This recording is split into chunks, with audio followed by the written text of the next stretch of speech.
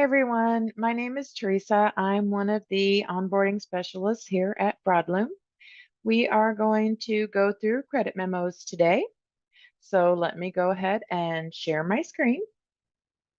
So once you've invoiced a job and changes need to be made, you still will need to go through that job. So we're going to go right here to sales processing and into our order entry to find our job. Pick our printer. Now, anything that has been invoiced will be in the closed status. So for me to find that, I'm going to just toggle closed here and then hit build. Okay, so I have a few jobs here to give us some examples on credit memos. So I'm going to start here with Miss Stevie Nicks, and we will just do a straight return. They've changed their mind. They paid for it. They want their money back. So we're going to go right up here to functions, and I'm going to select credit memo, the third one down. And then the system will bring up the lines to return. So I'm returning both of these lines. I can either select them one at a time and get the pop-up, or I can simply hit select all if I'm returning both of the lines. So I'll get my little summary down here that shows me the total that I'm returning. Everything looks good. I simply hit continue at the bottom. This is telling me this is the total of my credit memo. Are you sure? Yes, I am. No need to print barcode labels right now, so I'm going to select no. Now it's telling me all of these lines have been credited and returned to stock. Do I want to invoice the credit memo now? Yes, I do. So now it will bring up my lines to credit. You can see that by the negative signs there. So I do want to select all of these lines to invoice. So I'm continuing. Now I get my pop-up. The invoice, which is actually the credit memo, will be printed and the job will be closed. No reason to keep it open. Yes, I'm sure. So now my invoice has been generated, which again is actually the credit memo. Now the system will bring up the pop-up for me to return money if this is the case. So since the customer did pay for this already, the customer knows, the system knows that. And so it is prompting for a customer refund. So yes, we are going to refund that money. So I'm going to go ahead and hit continue. Now it's asking me, do I want to refund this money? Yes. So it's going to bring up the pop-up. It will automatically default to the original payment type that was entered as the deposit. So we are going to return by company check. Right here, I can put the reference as well. So if you know what your company check number is that you're going to write, you can put that in there. Anything that makes sense to you, you can put that in your reference. Then we're just going to hit finalize.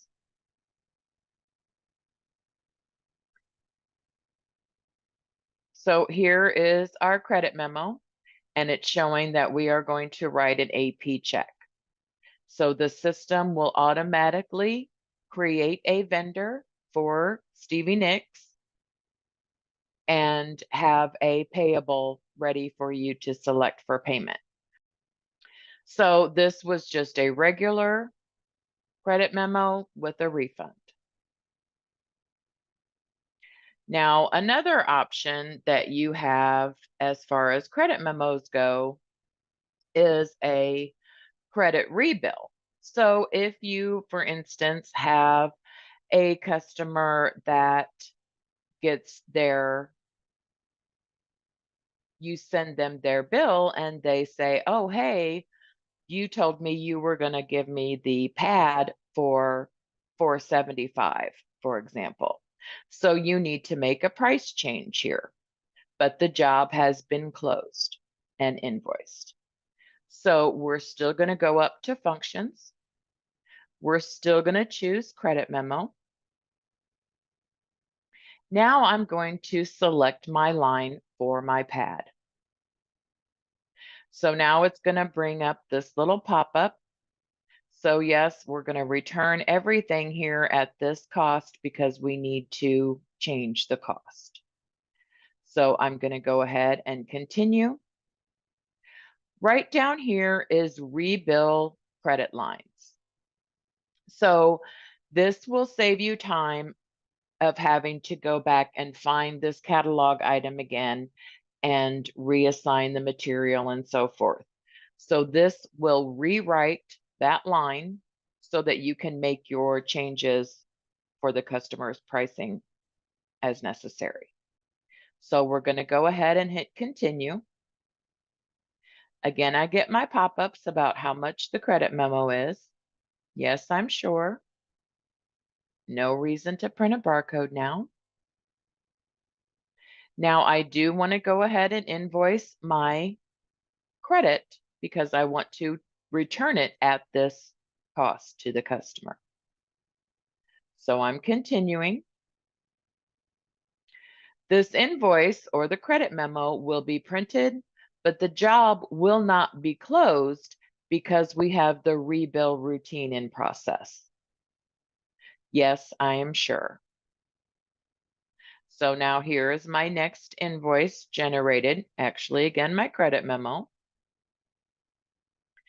And this, since it was not paid for, the system will automatically send this to apply to that invoice. So then I hit continue.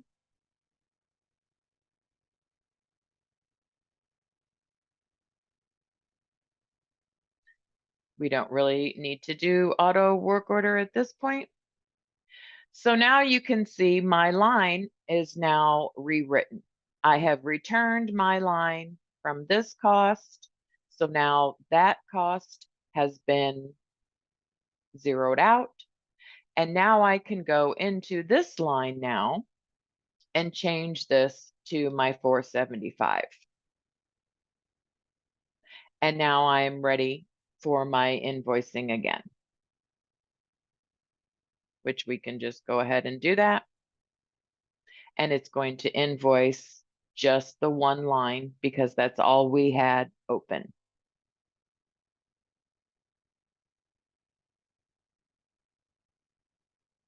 Okay, so another way that you may have to process a return is if you have money that you are just giving back to a customer that has nothing to do with actually returning labor or material. So in this example, we can just say, okay, well, he was coming to pick this up, but the truck was delayed, and so he had to wait a day to pick up his hardwood. So we're just going to give him $100 off his bill. So to do that, we're still going to go up to functions. I'm still going to choose credit memo. Right up here is credit no return.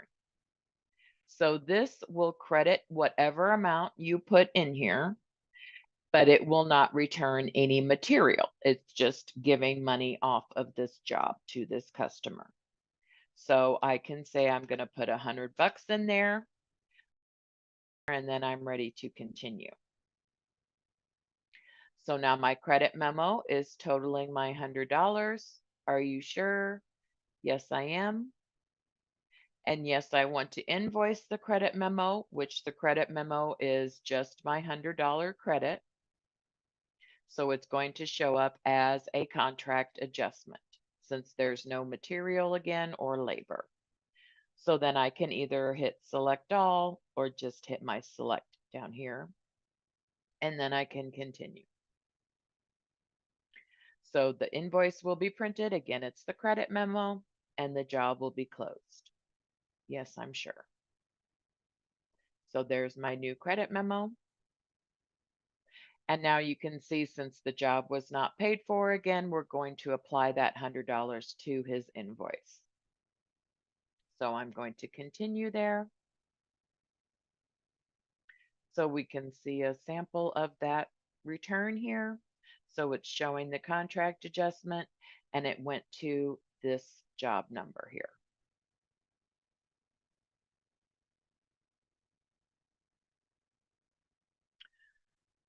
Okay, one last example here I have for a return. We'll grab this one.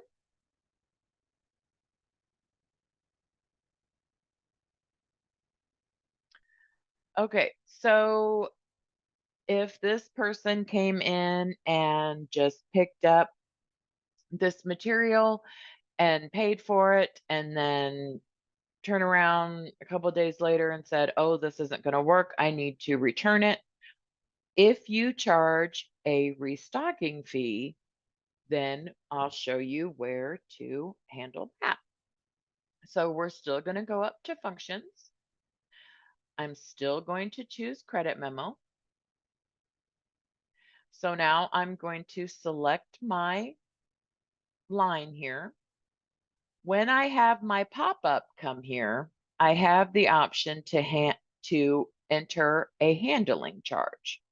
Now, the system does not figure that. So if, for example, you charge a 25% restocking fee, that will have to be manually figured by you and entered.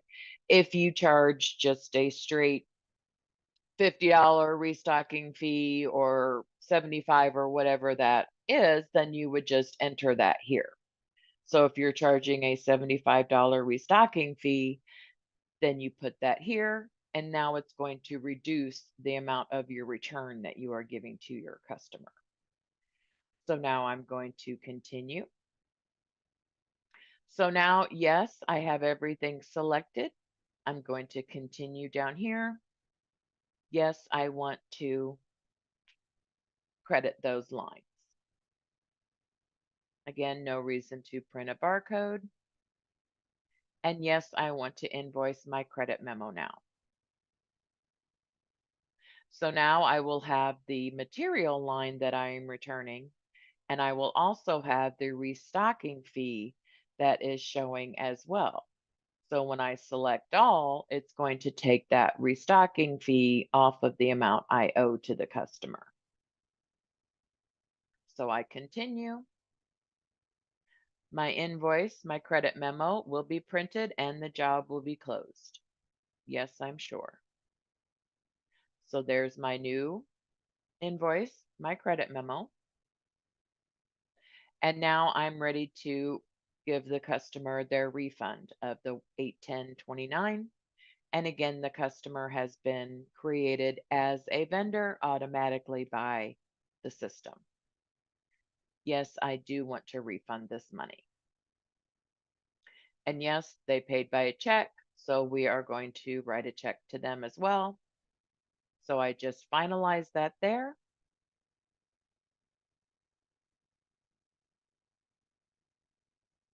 And all is well, and it's still closed, so I can exit. So this will conclude our video on credit memos. Thank you so much for watching and have a great day.